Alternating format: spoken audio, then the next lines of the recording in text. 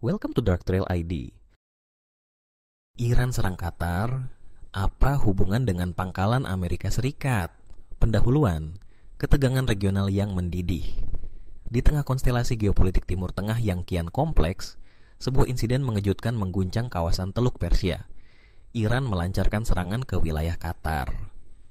Kejadian ini langsung menarik perhatian dunia internasional. Mengapa Qatar yang relatif kecil dan cenderung moderat menjadi sasaran? Apa motif sebenarnya di balik langkah agresif Iran ini? Dan yang lebih penting, apa kaitannya dengan keberadaan pangkalan militer Amerika Serikat yang besar di wilayah Qatar?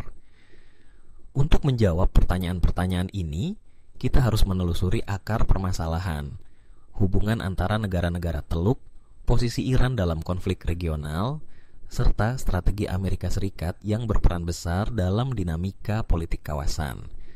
Qatar, negara kecil dengan peran strategis.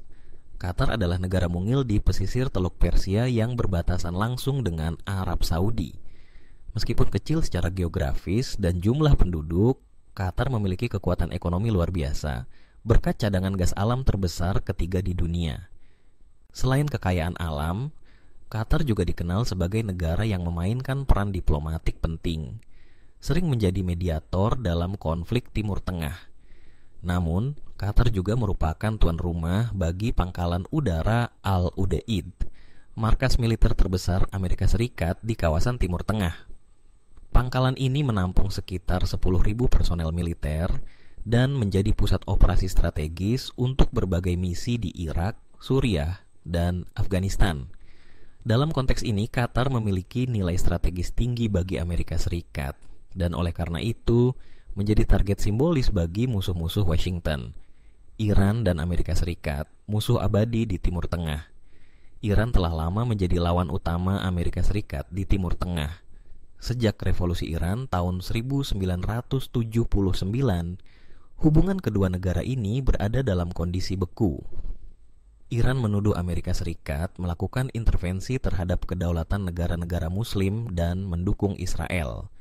Sementara Washington menyebut Iran sebagai sponsor utama terorisme regional. Ketegangan ini semakin meningkat dalam 2 dekade terakhir, terutama setelah Amerika Serikat menarik diri dari kesepakatan nuklir Iran tahun 2018 dan menjatuhkan sanksi ekonomi berat. Sebagai respons, Iran meningkatkan aktivitas militernya di kawasan, membangun jaringan milisi proksi di Irak, Suriah, Lebanon, dan Yaman, serta mengembangkan teknologi misil jarak jauh. Dengan latar belakang ini, tidak mengejutkan jika pangkalan militer Amerika Serikat di Qatar dianggap sebagai target strategis oleh Teheran, apalagi jika Iran merasa bahwa pangkalan tersebut digunakan untuk melancarkan operasi mata-mata atau serangan siber terhadap instalasi nuklir mereka. Mengapa Iran menyerang Qatar? Motif dibalik serangan. Serangan Iran terhadap Qatar, baik secara langsung dengan peluncuran rudal atau melalui serangan udara terbatas, memunculkan pertanyaan mendalam. Apa motivasi utamanya?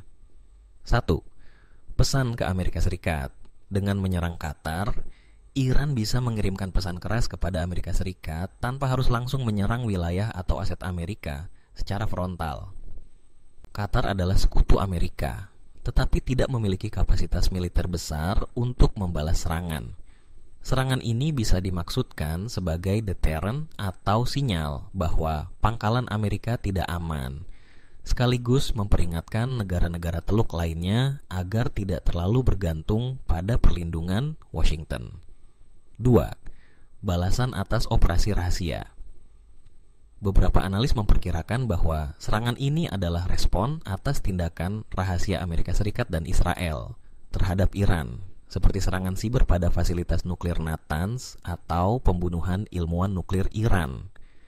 Dalam banyak kasus, serangan balik Iran tidak dilakukan secara langsung, melainkan melalui jalur taktis, menyerang sekutu atau aset sekunder lawan. 3. Ketegangan Sunni Syiah dan rivalitas Teluk. Meskipun Qatar secara resmi adalah negara Muslim Sunni, kebijakannya yang cenderung independen dari Arab Saudi dan keterbukaannya terhadap Iran menjadikannya unik. Namun, dalam situasi di mana Qatar semakin dekat dengan Amerika Serikat dan mendukung beberapa operasi anti-Iran, Teheran bisa melihat negara ini sebagai kuda Troya Barat di jantung kawasan Teluk. Respon internasional. Amerika Serikat dan sekutu bereaksi. Tak lama setelah laporan serangan Iran muncul, Pentagon merilis pernyataan keras. Amerika Serikat mengecam tindakan Iran sebagai provokasi tidak berdasar dan mengklaim bahwa serangan tersebut mengancam keamanan regional dan personel militer mereka. Presiden Amerika Serikat memanggil Dewan Keamanan Nasional untuk membahas opsi-opsi balasan, termasuk penambahan sistem pertahanan udara di Qatar dan kemungkinan serangan balasan terbatas terhadap posisi Iran di luar wilayahnya, seperti di Suriah atau Irak. NATO, Inggris, Prancis, dan Jerman menyatakan keprihatinan mendalam, namun sebagian besar menyerukan deeskalasi ketegangan.